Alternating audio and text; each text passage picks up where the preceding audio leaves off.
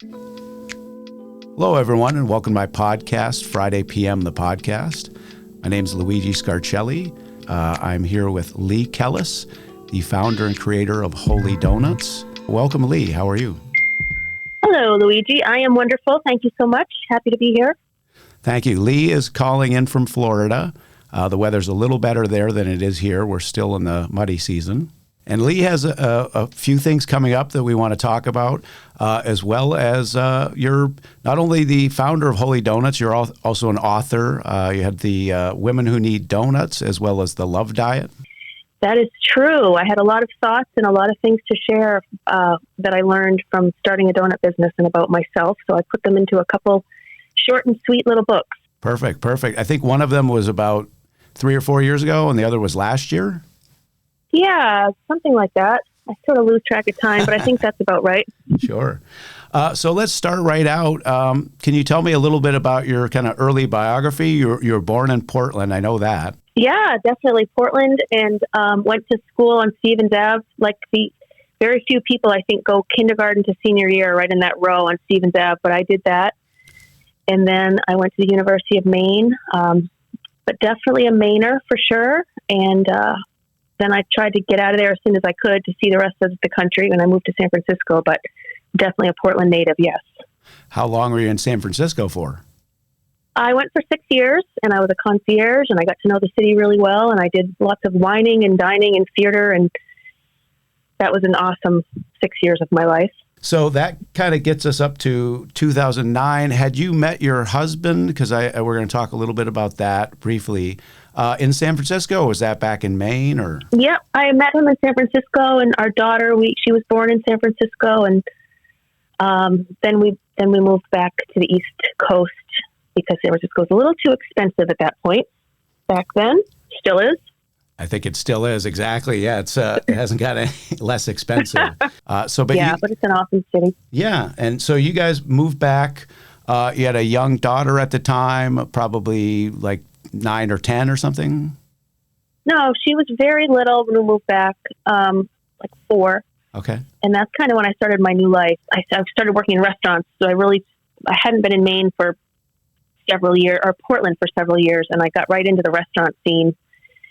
And that was just really kind of how I started to get to know everybody and get to experience the food scene in Maine, which I guess we could, kind of make sense as to why I got into the food business, because I saw the potential.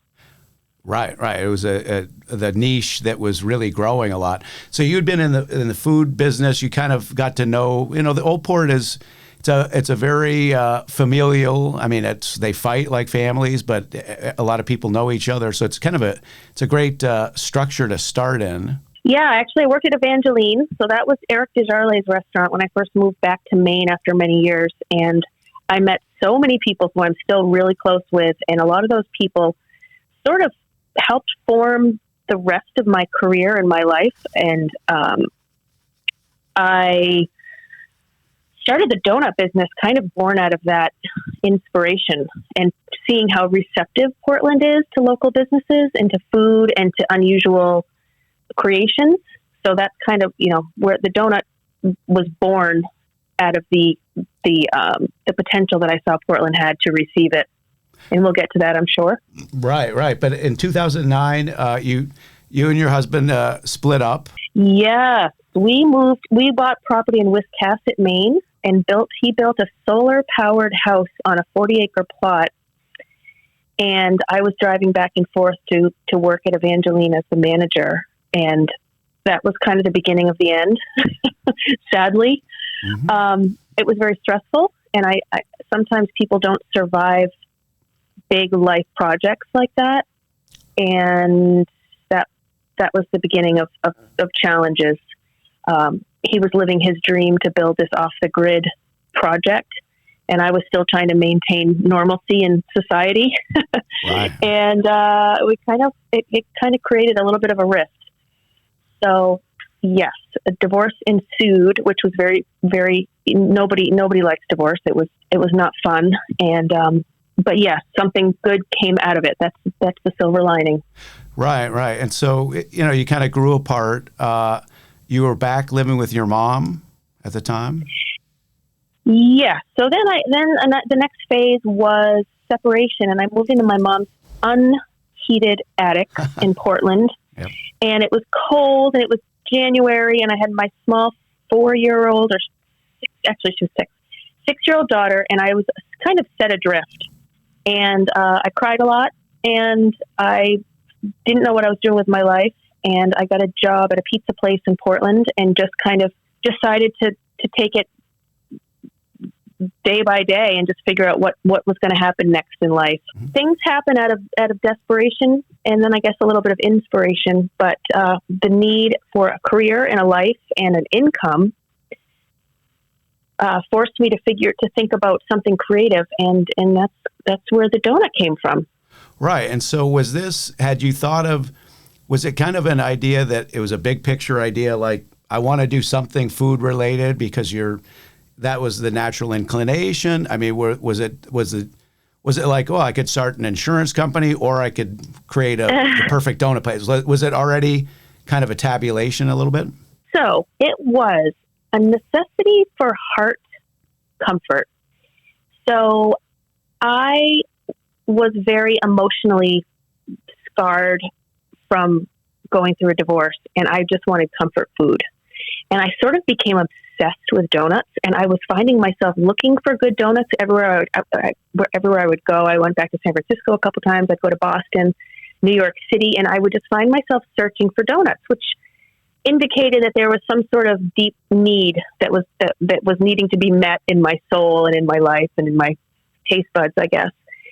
And at that pizza place I was working in Portland, the owner knew that I was obsessed with donuts. And out of the blue one day, he just said, "You need to open a donut shop." And it hit me like a ton of bricks, as if it were like a message from God. And the next morning, I went to the bookstore. I was a single mother with hardly an income. And I started writing down every donut recipe I could find for free in the books. And I just went home and started making donuts like every single day of my life for months until I perfected a recipe. And I think that a lot of people think of the potato donut as kind of your signature. Is that actually accurate? Or is that one of the types of donuts you do? Or no, every single donut pretty much has mashed potato in it. So it's not potato flour, it's mashed potato. And that was an idea from the same pizza guy. He said, use potato. And I said, that sounds weird, but it's like the gnocchi concept or potato bread. It just makes everything more rich and delicious. Yeah. So I found a recipe in the Joy of Cooking cookbook, and I went with it, and then I tweaked it, and I changed it into the different variations that we have at the Holy Donut. And I just thought they were the most delicious thing I'd ever had. And so I said, if I love this, it's sellable. I think I have a business on my hands. And is that also that are they gluten-free, or is potato not necessarily gluten-free? It's just a different type of ingredient for a donut? So it's 1/3 potato, 2/3 regular flour. So they're definitely not gluten-free, but they little less. How did you come up with the name Holy Donut? That's something I think that a lot of people are wondering. Yeah. So I thought it was funny. I will give the third bit of credit to the same pizza guy. He said, use potatoes and call it the Holy Donut. And every single thing he said within that 90-second stretch, I ran with it. And I said, I'm not even going to consider another name. I love it. I thought it was cute. The potato is the holy crop of Maine, basically. And I considered donuts holy. It's not because of any religion or anything. I just thought it was cute and a great pun. It's actually what I had looked at myself was that it was very interesting because we'll talk a little bit later in the podcast about kind of your bigger search and your kind of overall spiritual search, not in a religious way per se, but in a holistic way. And the first thing that I thought of was the donut in the circle is very representative in many spiritual ways as the infinite, the eternity, original perfection, totality. It could have been a cosmic coincidence. It's hard to know. I would say, given my propensity for looking at synchronicities and deep meaning, I think you're absolutely right, because I don't think that there's any coincidences. Right, exactly. Things happen for a reason. So at that time, I mean, I read the book, the first book, the Women Who Need Donuts, and it talks about you started out in a very small kitchen. You're just baking by yourself. I mean, this was like the mad scientist stage. Could you tell me a little bit about when you were at that time? Yep. totally mad scientist, totally like out of a movie. I had an apartment on Munjoy Hill, and I just started making donuts 4 at a time in a pot on my stove with a thermometer. So the temperature was all over the place. I didn't know what I was doing, but they just tasted so darn good.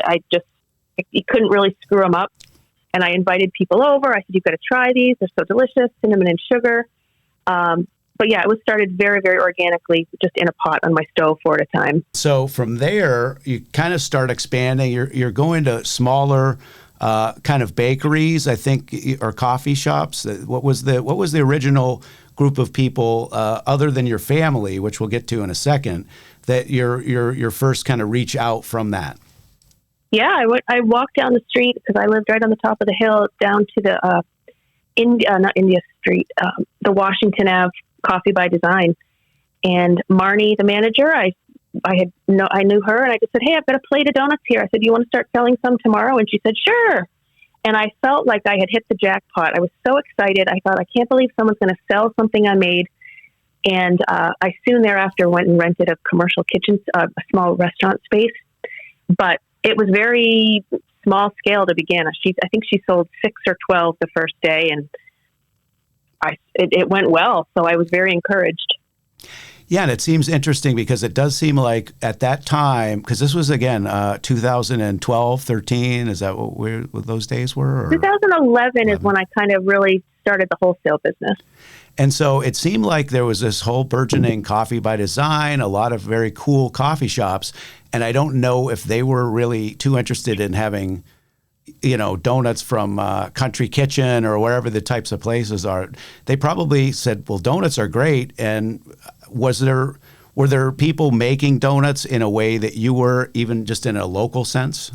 No, and I think I sort of pride myself with having business intuition. I sort of kind of know what's going to come next. I just have these senses about things, and nobody was really doing donuts, which is exactly why I jumped on it back in 2011. I said, I'm looking for this product and I can't find it. Therefore, it's needed and I can fill a niche, and I have no competition. Exactly. So It was great. At that point, I just said, oh, I've got a product that I think is going to fly. So I was really inspired. Yeah, and I know that I was living in Chicago at the time, and there was people doing the cupcake craze, and they were selling out with cupcakes. So, I mean, it's an interesting way that you realize that, I mean, that I think you talked about in the book that, it's a comfort food. It is kind of an old-fashioned type of thing. It has that New England vibe to it, but you're just also putting a new spin on it. Totally. Exactly. That was exactly my business philosophy, is that it's something that's been around forever, but yet nobody's doing it, but yet I can put a new spin on it and make it a little quirky and, updated. Yeah, and cool. So in those days, your family was really helpful. Your dad jumped right in. This is when you first were really just doing the cooking before you opened the first Holy Donuts. Is that correct? It was about 7 months. So I was doing the wholesale myself for several months, and then he jumped in, I think it was like 6 or 7 months in.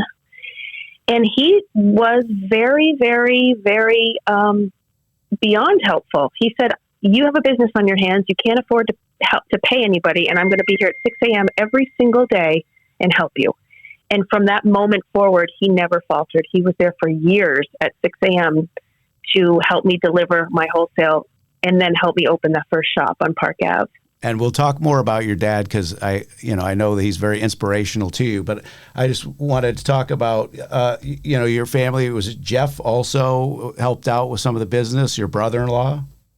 So he jumped in about a year and a half in. He quit his job, which was a big risk, with a family of 3 kids and a wife. And he said, I see the potential in this donut thing, and I'm going to help, and we're going to basically blow it up. And that was a whole other thing that you probably read in the book, that I was really reluctant because I just wanted it to be one cute little donut shop and leave it at that and keep it simple. And he said, nope, I don't think you see the potential here. And so we're now opening our 5th shop because of him. And that's how Jeff has contributed, and he's not stopping anytime soon. And so at that time, you had the first shop. So that kind of gets us to where we were at that period. Was the first shop I think that I ever saw was around that time, and it was by the Expo Center, whatever that's called now, kind of in that part of Portland. Was that the first shop? Yep, that was the first shop. Yep. It used to be the old Taroni's sandwich shop for 45 years. Yeah. And my dad and I went in, and the two of us just cleaned it and painted it and made it extremely, low budget little donut operation with really, I had no business experience. I was winging it, and it went pretty well. Right. Did you need to have any type of marketing? I mean, was it just that people just found it by word of mouth? Like how does a place become overnight success? So there's two things. I had established the wholesale presence with the Coffee by Design, and then actually Whole Foods said yes right away, which also blew my mind, to selling my product. And then pretty much every single coffee shop in Portland was selling them. So they had already gained a reputation of, there's a delicious homemade donut around town. So when we opened on March 16th of 2012, people already knew about the product, but the biggest exciting thing was on 16 days later, on the 28th, Meredith Goad wrote an article in the Portland Press Herald about this new donut shop with a twist, basically. And from that moment on, I remember I was standing there making donuts by myself, which I did most at the beginning. And the line was out the door and down the street, and I was panicking and shaking because it just went haywire overnight to like a trickle of customers to literally a line out the door and people almost reaching into the fryer for donuts. I mean, we couldn't make them fast enough. I sold 1,000 donuts that day, and I just couldn't keep up. And I mean, it's a wonderful problem to have, but it just blew my mind. And do you still remember that date of when that was?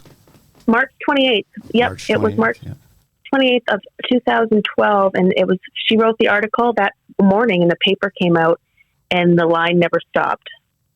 Thank God. And it was expansion ever since, which is really, the interesting part as well. And I think didn't it help that you got the shop that was on Route 1 just for visibility, or was that something that added some people it was almost you'd drive by. I mean, imagine the millions of people that drive by on their way to Old Orchard, and they just Google, well, what is this, Holy Donuts, or let's stop by and try it. I mean, it's something different than over and over a Dunkin' Donuts or a Tim Hortons, and you took over a Tim Hortons actually at that location. Exactly, which is, I'm very, very proud of that. Our second store was the Exchange Street shop, which you probably recall, and that was a crazy, crazy busy location right in the heart of the old port, and we did that for 5 years until we just moved locations. But the Scarborough Route 1 location you just mentioned, that was a big deal. We took over a big Tim Hortons, and it's got a drive-through and a huge location, and that was kind of a turning point for our little local homegrown business to all of a sudden have more of a corporate presence. So, and that, that was a pretty good business move. So what was the staff like early on? This is something that I find interesting. I mean, did you find people that you knew other than your family? And then how did you go about expanding that for a lot of the other young entrepreneurs out there to keep their, expanding in a way that works? Is there any advice that you would have to people? Oh, that's actually hilarious because it was kind of just so chaotic at the beginning, and it took so many years to get systems. And that's really where Jeff came in. He really tightened the ship and created systems because I'm a creative butterfly. The logic side of the brain and the creative side of the brain are so different. All I could think about was donut flavors and creating. But here I was with a very busy business, and I had to figure out how to staff it and run it and be an HR manager and a donut creator, and I was not that great at it. So at the beginning, the staff was basically just like a hodgepodge of local 20-somethings who were all wonderful human beings, but the place was so busy. We just really tried to keep it together every single day. And it does take a village. And so that does lead me to another question about being the creator of the donuts. I mean, how do you get inspiration for different flavors? What for the viewer who might be listening to this from far away and maybe they're going to come to Maine, like what are some of the different flavors? What's the palette? What's the What would be from the chef side of things? Because we've been talking a lot about the business side, but tell me about that side too, because I know you really do derive a lot from the pleasure of taste and things of that nature. Oh yeah, my friend jokes that on my gravestone it's going to say she loved flavor because I really love like I say, every donut needs to be like a punch in the face. Like it needs to be something you will never forget, full of flavor, extremely different, not necessarily different, but just really good. So at the very beginning, the first kind of 12 flavors, I just started creating things that I really wanted to eat. So I thought, a sweet potato donut. Nobody's making that. Never heard of it. So I created the recipe with a ginger glaze. So it's spicy, but different. And the chocolate sea salt was really, nobody was doing chocolate and salt 11 years ago. That sounds a little cocky, but I think in my own brain, I think I created it for the donut world. Mm-hmm. And then the cannoli, I went on a Food Network donut competition, and I had to create a donut in like 30 minutes on TV, under the gun, sweating bullets. And I created the cannoli donut with the ricotta and mascarpone filling, and it was so good. So we still have that. And then just all the various flavors. The Allen's coffee brandy I thought was funny because that's just a cheap booze in Maine that everybody's known for at the soccer games in their coffee cups. And I thought, that'd be funny on a donut and delicious. So it's just basically things that I would find incredibly delicious. I just said, let's throw it in a donut. And a lot of them just worked. We made a lot that were awful. We made zucchini donuts and matcha green tea donuts and right. Red velvet donuts, but with beet juice because I never want to use anything artificial. Everything has to be organic and natural because I'm neurotic. But so I made a lot of. There's been hits and misses, but I don't think there's any donut stone unturned in my 11 years. And was there ever a time that you tried to do like a Moxie donut or a lobster? I did a Moxie donut. Yeah. It's actually really hard to get a full Moxie flavor, but I tried it. I tried every single thing pertaining to Maine. We did a lobster donut that was really, really, really good, but just cost of product was way too high. And so I just wanted to talk to you about briefly from the business side of things, like where do you see Holy Donuts in the next 5 years? Is there a game plan, what you want to do? Yeah. So we're opening up a 3-building commissary kitchen kind of massive donut presence in Arundel, Maine, which is right next to Kennebunk. And that's going to be opening soon. And that is the next phase. So that will be a commissary kitchen that could potentially feed other surrounding locations. And Jeff has pretty big visions about multiple locations. So once we get the Arundel location up and running, I think he'll set his sights in a couple years on several more locations going more south, maybe into New Hampshire and Massachusetts. Dunkin' Donuts has their competition on the way, right, into Boston. So I definitely wanted to talk to you a little bit about your relationship with your dad. I know that was important to you. He was kind of an inspiration to you. Was there any things that you wanted to mention about your dad and how important he was for you? Yes. So he was inspiring in the fact that he supported me unlike anything I've ever had in my life, where he really believed in my vision and my mission. And it's hard to even put into words. For someone to say, I'm going to show up at 6 a.m. every single day indefinitely, that's kind of unheard of nowadays. And to say, I'll pretty much do it unpaid. And like I wrote in the book, I was always stressed out and probably not that nice to him, because he's my dad, because kids can be that way. But he always took it in stride. He was always laughing. He was like, I called him my donut Buddha and my donut angel. And it would be absolutely impossible to have started this whole enterprise without his help for the first probably 5 years.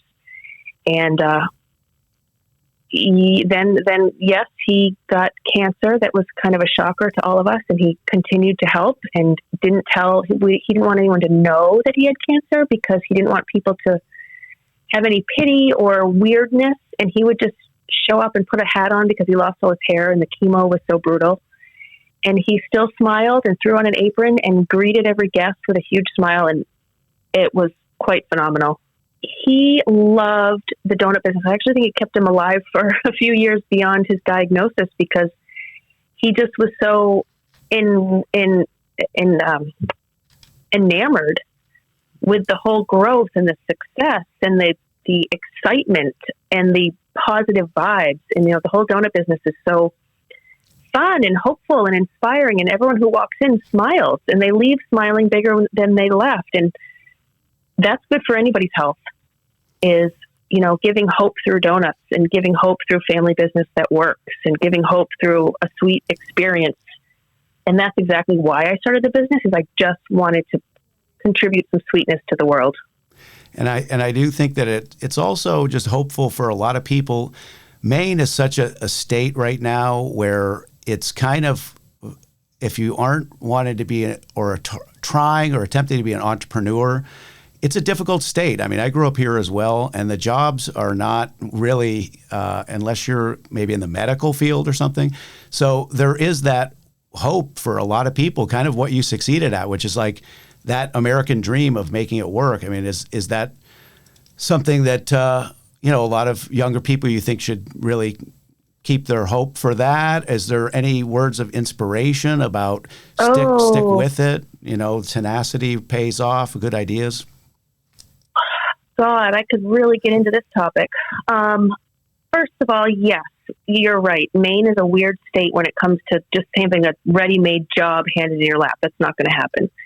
So it's like resourcefulness is something that I think us Mainers have and or really need to have, and creativity and thinking outside the box, which is exactly what this is an example of. It's like I started with 4 donuts a day and a dozen for $5.